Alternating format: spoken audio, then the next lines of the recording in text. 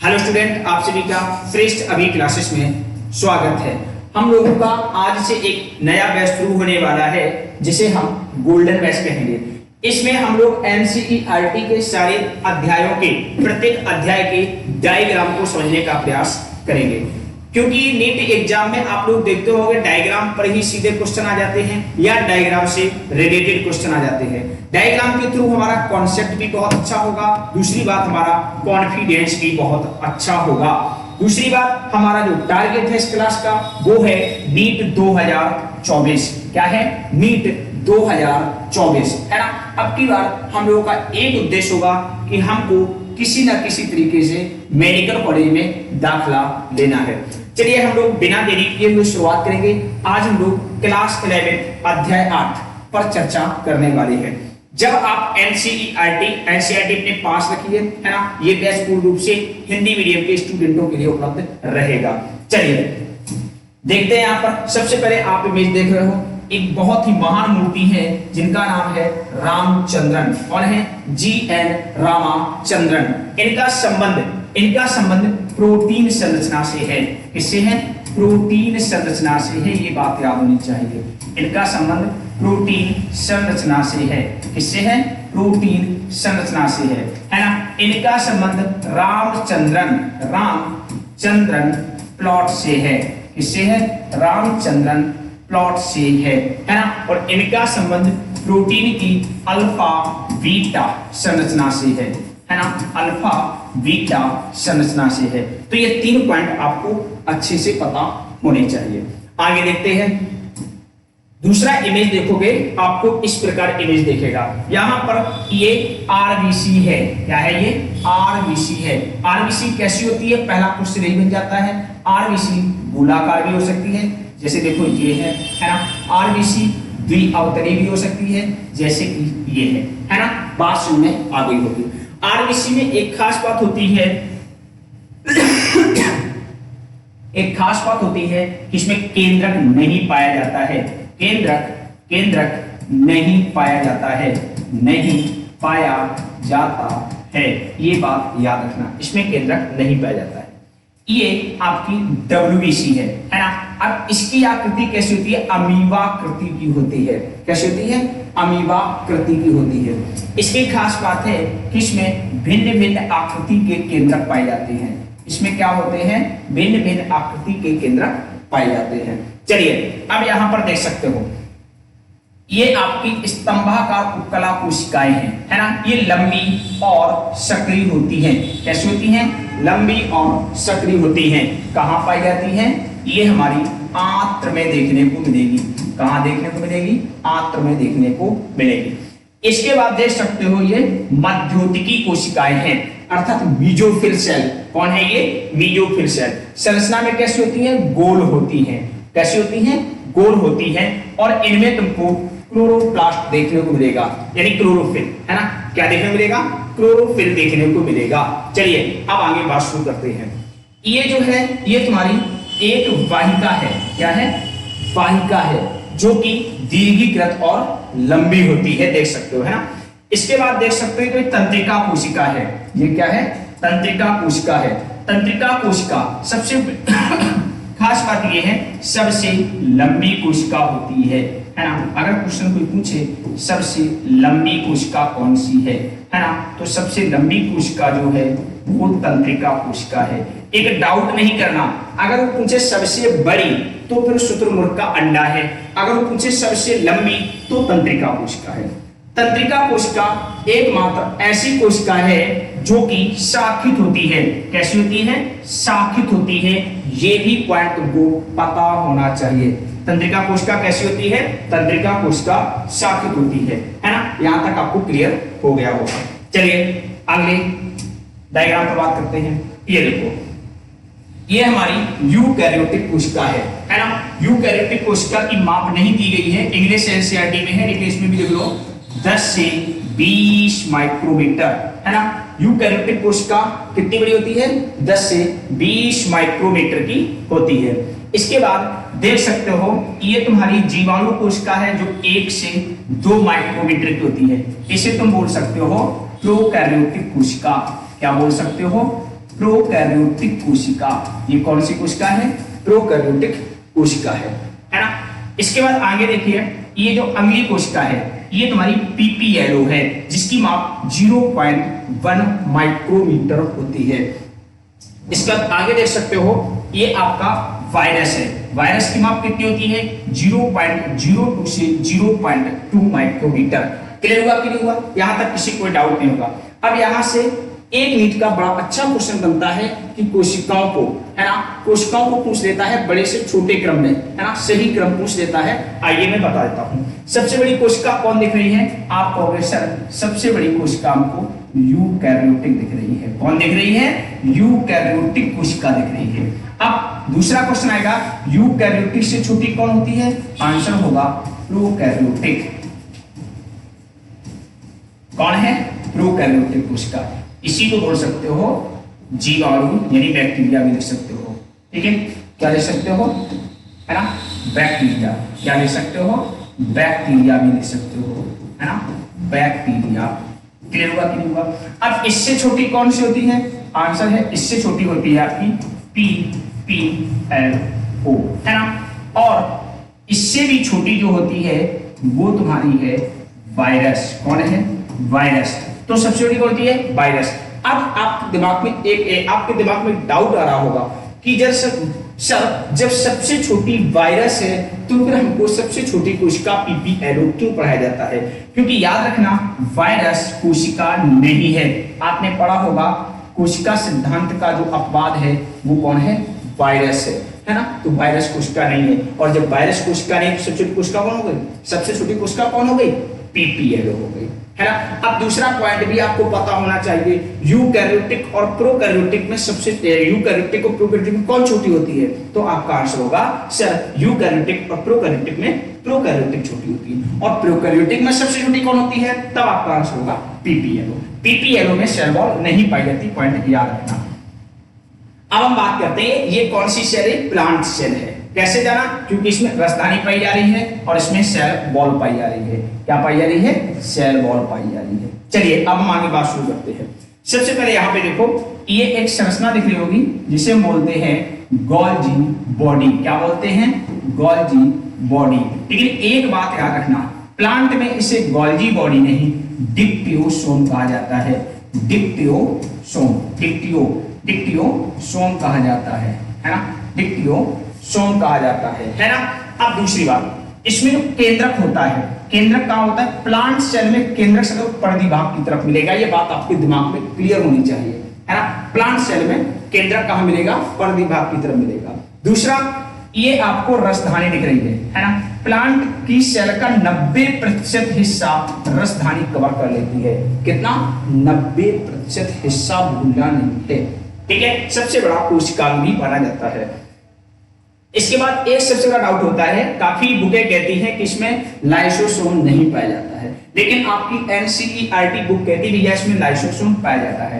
तो plant cell में lysosome भी होता है और पेरोक्सीसोम भी होता है, ये बात याद रखना, ठीक है। प्लांट सेल में लाइसोसोम भी दिखेगा और पेरोक्सीसोम भी दिखेगा। चलिए अब हम बात करते हैं जंतु कोशिका। जंतु कोशिका में भी देख लो, इसमें भी तुमको लाइसोसोम भी दिखेगा और पेरोक्सीसोम भी दिखेगा। तो आपको यदि आप नीट एग्जाम दे रहे हो तो मैं तो कहता हूं एनसीईआरटी के सारे कॉन्सेप्ट याद रखो, अदर बुक पे आपको लेफ्ट राइट नहीं जाना है। दूसरी बात, जंतु कोशिका में सूक्ष्मांकुर पाए जाते हैं। क्या पाए जाते हैं? सूक्ष्मांकुर पाए जाते हैं, है ना। क्या पाए जाते हैं? सूक्ष्मांकुर। अगला वेरी वेरी इंपॉर्टेंट, इसमें तारक काय मिलता है ना, बोल सकते हो तार केंद्रक। इंग्लिश एनसीईआरटी पढ़ोगे तो वहां पर सेंट्रोसोम नहीं सेंट्रियोल लिखा हुआ है ना। तो क्या होता है? तार केंद्रक पाया जाता है। तो तार केंद्रक जो है वो जंतु कोशिका में मिलता है किंतु पादप कोशिका में नहीं मिलता है ना। तो इस प्रकार काफी कॉन्सेप्ट आपके क्लियर हो गए होंगे। अगला देखो, इसमें जो केंद्रक है वो कहां पाया जाता है? मध्य में पाया जाता है। कहां पाया जाता है? मध्य में। जबकि प्लांट सेल में केंद्रक परिधि भाग की तरफ पाया जाता है। पी से प्लांट, पी से परिधि, याद रखना, ठीक है। Very good. आइए ये देखो, ये तुम्हारी क्या है? रसधानी है। ये तुम्हारी क्या है? रसधानी है ना। अब इसके एक एक डायग्राम को समझने का प्रयास करेंगे, एक एक कॉन्सेप्ट को। रसधानी सबसे पहले देख सकते हो, ये जो संरचना है ये तरल क्रमी नमूना अर्थात तरल मोज़ेक मॉडल की संरचना है। तो ये तरल मोज़ेक मॉडल किसने दिया था? सिंगर तथा निकोलसन ने दिया था। किसने दिया था? सिंगर तथा निकोलसन ने। तो एक बहुत अच्छा पॉइंट यही बन जाता है कि ये जो स्ट्रक्चर है वो किसका है? वो तरल मोज़ेक मॉडल का है। भूलना नहीं, हम लोग एक एक कॉन्सेप्ट को सीखते हुए चलेंगे। आप देख सकते हो इसमें लिपिड कौन सा होता है? फास्फोलिपिड होता है। कौन सा लिपिड होता है? फास्फोलिपिड होता है। फास्फोलिपिड का मतलब क्या हो गया? ये तुम्हारा लिपिड हो गया, है ना, ये तुम्हारा लिपिड हो गया और इसमें पाया जाता है फास्फेट। तो इसीलिए इसको कहते हैं फास्फोलिपिड। फास्फेट सदैव कहां मिलेगा? हेड में मिलेगा। दूसरी बात, ये सदैव द्विपरतों में व्यवस्थित होता है। एक देखो लिपिड की ऊपर की तरफ परत दिख रही है और दूसरी ये नीचे की तरफ दिख रही है। तो इसीलिए बोला गया है लिपिड बाइलेयर। क्या बोला गया है? Lipid bilayer. भूलना नहीं है ना। लिपिड सदैव दो परतों में पाया जाता है ना। इसको ठीक करो, यहाँ पे ऐसा रहेगा ये, हाँ, ये यहां तक रहेगा ऐसे, है ना। चलिए आगे देखो, आगे क्या है इसमें? देखिए प्रोटीन, ये कौन सी है? परिधि प्रोटीन, जिसे हम इंग्लिश में पेरिफेरल प्रोटीन कहते हैं। क्या कहते हैं? पेरिफेरल प्रोटीन कहते हैं। इसके बाद इसमें दूसरी प्रोटीन जो है ये है इंटेग्रल प्रोटीन। कौन सी है ये? इंटेग्रल प्रोटीन है। ये क्या है? Integral protein. आपको इस तरह से हिंदी में क्या कहते हैं? इसे हिंदी में कहते हैं अंगभूत प्रोटीन। क्या कहते हैं? अंगभूत प्रोटीन। एनसीईआरटी उठाइए, आपको सब कुछ लिखा मिलेगा। ठीक है, मैंने कह रखा है कि ये श्रेष्ठ अभी क्लासेस प्रत्येक ऑल इंडिया में तैयारी कर रहे नीट स्टूडेंट के लिए सदैव तत्पर है। अगर आपको कोई भी डाउट है आप कमेंट कीजिए, मैं आपकी समस्या का समाधान लेकर के, समाधान जो होगा उसका मैं पूरा हल करने का प्रयास करूंगा। अगली क्लास में आपका जो क्वेरीज क्वेश्चन जो भी डाउट होगा उसे मैं सॉल्व करने का प्रयास रहेगा हमारा। चलिए आगे देखो, इसमें पाई जाती है शर्करा। शर्करा के लिए हम एक पॉइंट और बता दें, इसे हम कार्बोहाइड्रेट भी कह सकते हैं। कह सकते हैं, क्या कहते हैं? कार्बोहाइड्रेट। क्या कहते हैं? कार्बोहाइड्रेट। ठीक है, कार्बोहाइड्रेट भी ले सकते हो। और इसमें क्या होता है? कोलेस्ट्रॉल होता है। क्या होता है? कोलेस्ट्रॉल होता है। अब बहुत अच्छा क्वेश्चन बन जाता है कि कोशिका झिल्ली किसकी बनी होती है? तो सीधा आंसर फास्फोलिपिडिक बनी होती है, प्रोटीन की बनी होती है ना। इसके बाद कार्बोहाइड्रेट बनी होती है और कोलेस्ट्रॉल की बनी होती है ना। तो ये क्वेश्चन बहुत बनता है, यहां से क्लियर कर सकते हो। सबसे ज्यादा क्या मिलता है? फास्फोलिपिड मिलता है। देखो सब लिपिड ही लिपिड है ना। क्या है? लिपिड ही लिपिड है। आइए आगे बात करते हैं। ये देखो, ये क्या है? यहां पर ये आपका केंद्रक है ना। और केंद्रक से लगा हुआ तुम्हारा ER है। याद रखना क्या है? ये ER है। ये देखो तुम्हारा केंद्रक है और केंद्रक में छिद्र पाए जाते हैं, पोर पाए जाते हैं। ठीक है, अब ये देखो जो ये है ये तुम्हारा है RER। क्या है? RER यानी खुरदरी अंतर्द्रव्यी जालिका। खुरदरी अंतर्द्रव्यी जालिका में क्या पाया जाता है? राइबोसोम पाया जाता है। क्या पाया जाता है? राइबोसोम पाया जाता है ना। ये देखिए क्या पाया जाता है? राइबोसोम पाया जाता है। इसके बाद ये जो दिख रही है इसमें राइबोसोम नहीं है, और जब राइबोसोम नहीं है तो कैसी हो गई ये? चिकनी अंतःप्रद्रव्य जालिका। चिकनी अंतःप्रद्रव्य जालिका को हम क्या कह सकते हैं? SER कह सकते हैं। क्या कह सकते हैं? SER। इसका काम क्या है? इसका कार्य है प्रोटीन बनाना। ठीक है, इसका कार्य क्या है? प्रोटीन, है ना। प्रोटीन बनाती है, प्रोटीन का निर्माण करना। क्या करना? प्रोटीन का निर्माण करना। ठीक है ना। RER का काम क्या है? प्रोटीन का निर्माण करना। अच्छा, SER का काम क्या है? चलो नोटिस करते हैं। पहला काम है इसका लिपिड का निर्माण करना है। लिपिड का निर्माण करना है। लिपिड का निर्माण करना। ठीक है ना। ये क्या करती है? ये लिपिड का निर्माण करती है ना। आपके पास NCERT होगी, आप NCERT अपने पास रखिए, है ना। क्या रखिए? अपने पास NCERT रखिए। और क्या है? लिपिड निर्माण करती है। और स्टीराइड लिख सकते हो, स्टीराइड का निर्माण करती है ना। स्टीराइड का निर्माण करती है। ठीक है, और क्या करती है? कोशिका झिल्ली का निर्माण करना। कोशिका झिल्ली, है ना। ये पॉइंट याद रखना, कोशिका झिल्ली का निर्माण करना। और क्या करना? इसका कैल्शियम का संग्रह करना। पहला पॉइंट ये हो गया, दूसरा ये हो गया, तीसरा ये हो गया, चौथा क्या है? कैल्शियम का संग्रह करना, सॉरी कैल्शियम का संग्रह करना। ठीक है, तो ये पॉइंट आपको अच्छे से पता होने चाहिए, कैल्शियम का संग्रह करना। चलिए आगे देखो, ये तुम्हारा क्या है, ये तुम्हारा है गोल्जी ऑपरेटस या गोल्जी बॉडी। ठीक है, इसमें क्या होता है, इसमें सिस पाए जाते हैं, क्या पाए जाते हैं, कुंड, है ना, क्या पाए जाते हैं, कुंड पाए जाते हैं। इसमें कभी भी तुमको राइबोसोम नहीं मिलेगा। इसमें क्या होता है, जहां से पदार्थ इसमें जुड़ते हैं उसे कहते हैं सिस, उसे क्या कहते हैं, सिस कहते हैं, क्या कहते हैं, सिस कहते हैं। और जहां से पदार्थ बढ़ने के बाद निकलते हैं उसे कहते हैं ट्रांस, क्या कहते हैं, ट्रांस, क्या कहते हैं, ट्रांस। जो ट्रांस है ये कहां होता है, कोशिका झिल्ली की तरफ होता है, कहां होता है, कोशिका झिल्ली की तरफ होता है, कोशिका झिल्ली की तरफ होता है ना, कोशिका झिल्ली की तरफ होता है। और जो सिस है ये कहां होता है, ये केंद्रक, केंद्रक की तरफ होता है, केंद्रक की तरफ होता है, क्या होता है, केंद्रक की तरफ होता है। इसके काम क्या है ना, गोल्जी बॉडी के काम क्या है, तो काम क्या है समझो।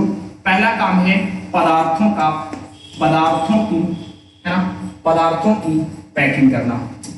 पहला काम क्या है, पदार्थों की पैकिंग करना, है ना, पदार्थों की पैकिंग करना, पैकिंग करना। दूसरा क्या है, पदार्थों का स्थानांतरण करना, स्थानांतरण करना, क्या करना। और क्या है, फ्रैगमोप्लास्ट बनाना, फ्रैगमोप्लास्ट बनाना। ये बात याद रखना सर, ठीक है। मेरा सिर्फ इतना ही काम रहेगा, डायग्राम को बता दूं। डायग्राम से जो मुझे लगेगा कि हाँ कुछ क्वेश्चन बन सकते हैं, कुछ पॉइंट याद हो सकते, तो उसको भी हम लोग पढ़ते हुए आगे चलेंगे। चलो अगले डायग्राम पर चलते हैं। ये तुम्हारी क्या है, माइटोकॉन्ड्रिया है। पहली बात तो माइटोकॉन्ड्रिया में दो झिल्ली होती है, एक होती है बाहरी झिल्ली, दूसरी होती है भीतरी झिल्ली। पहली कौन होती है, बाहरी झिल्ली, दूसरी कौन होती है, भीतरी झिल्ली। जो भीतरी झिल्ली है ना, वो इस प्रकार उभार बनाती है, इस प्रकार उभार बनाती है। और इन उभार को हम क्या कहते हैं, क्रिस्टी कहते हैं। क्या कहते हैं, क्रिस्टी कहते हैं। तो क्रिस्टी किससे बनती है, इनर मेम्ब्रेन से बनती है, अर्थात भीतरी झिल्ली से बनती है। इसके बाद ये देख सकते हो, ये तुम्हारी बाहरी झिल्ली है, ये तुम्हारी भीतरी झिल्ली है ना। देखो ये बाहरी झिल्ली है, ये भीतरी झिल्ली है। इसके बीच में, दोनों झिल्लियों के बीच में अवकाश होता है, जगह होता है। उस जगह को हम अंतर झिल्ली अवकाशिका कहते हैं। क्या कहते हैं, अंतर झिल्ली अवकाशिका कहते हैं। इसके बाद यहाँ पे है ना, माइटोकॉन्ड्रिया के अंदर कुछ तरल भरा होता है, इसे हम आधात्री या मैट्रिक्स कहते हैं, आधात्री या मैट्रिक्स कहते हैं। बस इसमें तुमको इतने ही शब्द याद रखने हैं। चलिए आगे बात शुरू करते हैं। ये तुम्हारा है हरित लवक। क्या है ये, हरित लवक। इसमें भी दो झिल्लियां होती हैं, बाहरी झिल्ली होती है ना, क्या है ये, बाहरी झिल्ली, और क्या है, भीतरी झिल्ली, है ना। इसमें भी दो झिल्लियां होती है। ये देखो, ये है तुम्हारा ग्रेना, ये यहां से यहां तक, ये क्या है तुम्हारा, ग्रेनम है। ठीक है, क्या है, ग्रेनम है। और ग्रेनम के एक पीस को, सिर्फ एक पीस को, है ना, याद रखना, सिर्फ एक पीस के लिए प्रयोग किया गया है। क्या कहते हैं, थैलेक्वाइड कहते हैं। तो थैलेक्वाइड मिल करके ग्रेना बनाते हैं, थैलेक्वाइड मिल करके ग्रेना बनाते हैं। क्या करते हैं, थैलेक्वाइड मिल करके ग्रेना बनाते हैं। बात क्लियर है। अब देखो दूसरी बात, ठीक है ना। दूसरी बात देखो, यहाँ पे दो ग्रेना को या थैलेक्वाइड को जो जोड़ने वाली पट्टी होती है, ये है ना, इसे क्या कहते हैं, पीठ का पटलिका। क्या कहते हैं, पीठ का पटलिका कहते हैं। और ये जो तरल भरा होता है, ये जो तरल भरा होता है, ये है ना, इसे कहते हैं पीठ का।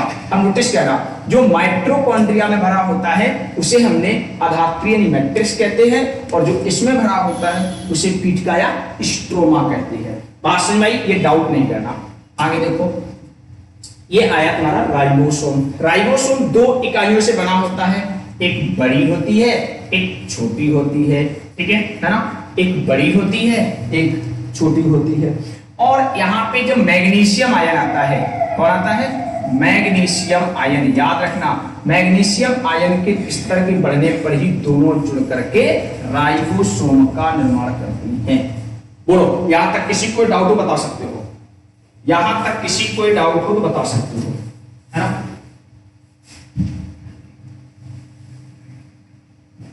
है ना? क्या कहते हैं? राइबोसोम कहते हैं। राइबोसोम दो प्रकार का होता है। 70S जो कि किसमें होता है? यूकैरियोटिक। 80S जो किसमें होता है?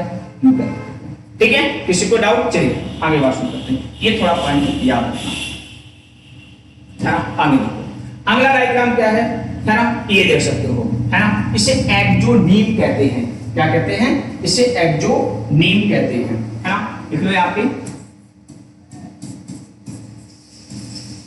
एक्सोनीम। इसे क्या कहते हैं? एक्सोनीम। हिंदी क्या है? अच्छ सूत्र। अच्छ सूत्र, है ना? इसे किसकी संरचना है? एक्सोनीम या अच्छ सूत्र की संरचना है। इसका अरेंजमेंट क्या होता है? इसका अरेंजमेंट होता है 9+2।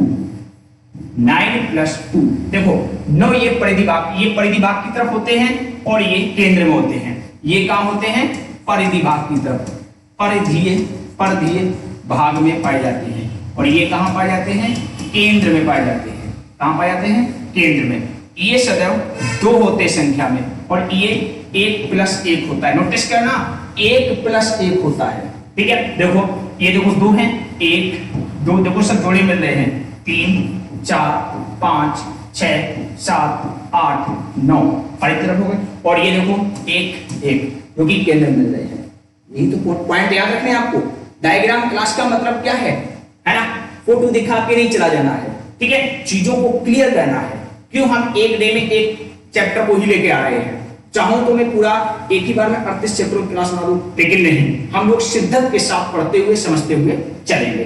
चलिए, दूसरी बात क्या होता है कि ये जो एक ये होता है और दूसरा ये होता है, इन दोनों को आपस में जोड़ने के लिए, आपस में जो जोड़ के रखता है उसे कहते हैं अंतराद्वीप सेतु। क्या कहते हैं? अंतराद्वीप सेतु, है ना? ये देखो परिधि होते हैं, है ना? और ये सब क्या? सूक्ष्म नलिकाएं हैं। टोटल कितनी सूक्ष्म नलिकाएं होती है? क्वेश्चन पूछते हैं तो 9 होती है ना? कितनी होती है? 9। तो 9 गुणे 2 कर दो, कितनी हो गई? 18। कितनी हो गई? 18, क्योंकि जोड़े में है। और बीच में कितनी है? 2 है। तो टोटल कितनी हो गई? 20 सूक्ष्म नलिकाएं होती हैं एक्सोनीम में। याद रखना कितनी होती हैं? 20। ये पॉइंट आपको पता होना चाहिए, ठीक है? इसके बाद ये देखो केंद्रीय सूक्ष्म नलिका है ना? ये अरीय दंड है ना? देख सकते हो जिसको जोड़ता है, अरीय दंड है। ये केंद्रीय आच्छद है। ये जो है ये क्या है? ये केंद्रीय आच्छद है ना? सेंट्रल शीथ बोल सकते हो इंग्लिश में। क्या बोल सकते हो? सेंट्रल शीथ बोल सकते हो। यहां तक किसी कोई डाउट नहीं होना चाहिए। चलिए आगे बात शुरू करते हैं। ये देखो, है ना? यहां पर ये जो संरचना किसकी है? ये केंद्रक की। किसकी संरचना है? केंद्रक की। और ये किसकी है? केंद्रिका की। किसकी है? केंद्रिका की, है ना? किसकी है? केंद्रिका की। अब केंद्रिका के कुछ पॉइंट याद करो। ये RRNA बनाती है। क्या बनाती है? RRNA। और क्या बनाती है? राइबोसोम बनाती है। क्या बनाती है? राइबोसोम बनाती है ना? और इसमें मेम्ब्रेन नहीं पाई जाती है, यानी झिल्ली नहीं पाई जाती है। मेम्ब्रेन नहीं होती है ना? नहीं होती है। और इसको सेट क्रोमोसोम बनाता है। सेट क्रोमोसोम बनाता है। क्रोमोसोम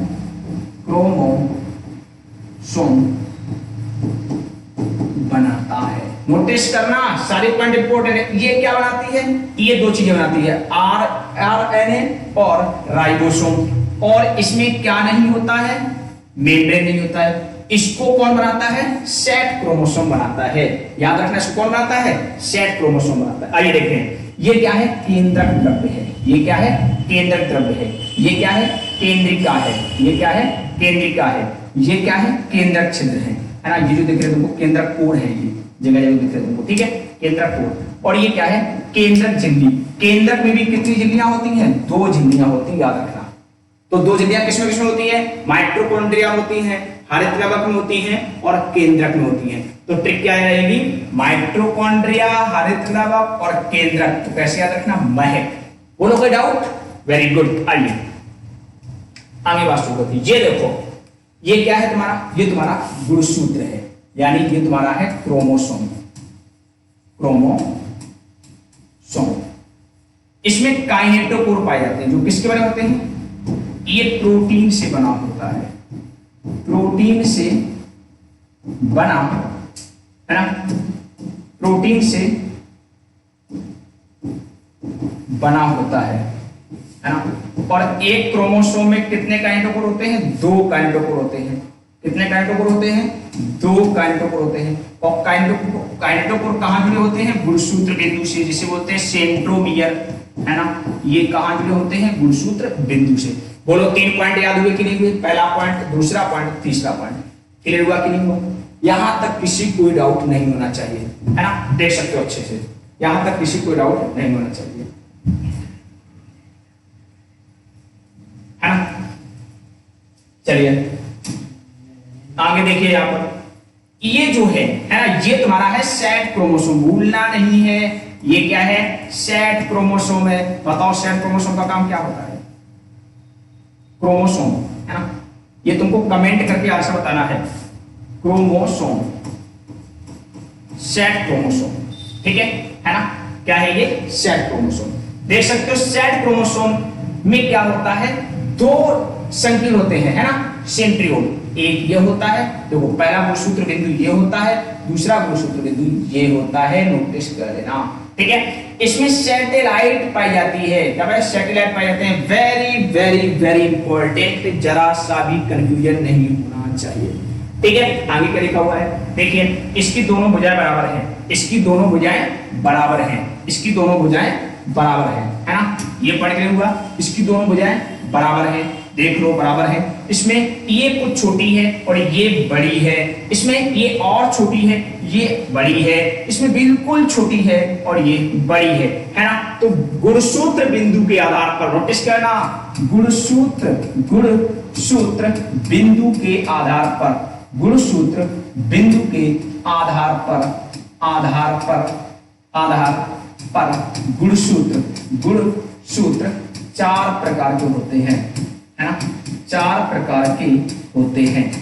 कितने प्रकार होते हैं, 4 प्रकार। कौन कौन, मेटासेंट्रिक, सबमेटासेंट्रिक, एक्रोसेंट्रिक और टीलोसेंट्रिक। इसी को हम फीबोसेंट्रिक भी कहते हैं। क्या कहते हैं, फीबोसेंट्रिक। तो ये क्या हो गया तुम्हारा, ये हो गया मेटासेंट्रिक, है ना, कलेक्शन कर देता हूं। ये क्या हो गया, मेटासेंट्रिक। ये क्या हो गया, सबमेटासेंट्रिक। ये क्या हो गया, एक्रोसेंट्रिक। और ये क्या हो गया, या तो टीलोसेंट्रिक बोल दो या फिर फीबोसेंट्रिक बोल दो। बोलो यहां तक किसी कोई डाउट है ना। आपको यदि हमारी क्लास पसंद आई है तो चैनल को सब्सक्राइब और लाइक करना मत भूलिए। आपको ये सारी फोटो, जितनी भी इमेज हैं जो आपको यहाँ देखने को मिली, ये अपने श्रेष्ठ अभी क्लासेस टेलीग्राम चैनल पर उपलब्ध हो जाएगी पीडीएफ के रूप में, और उस चैनल को सब्सक्राइब कर लीजिए, है ना। टेलीग्राम चैनल पर आपको बहुत सारी क्यूरीज, है ना, और भी विभिन्न प्रकार की इंफॉर्मेशन, सब कुछ आपको, और बहुत सारे से वहां पर आपको की नोट्स भी देखने को मिलेंगे। धन्यवाद।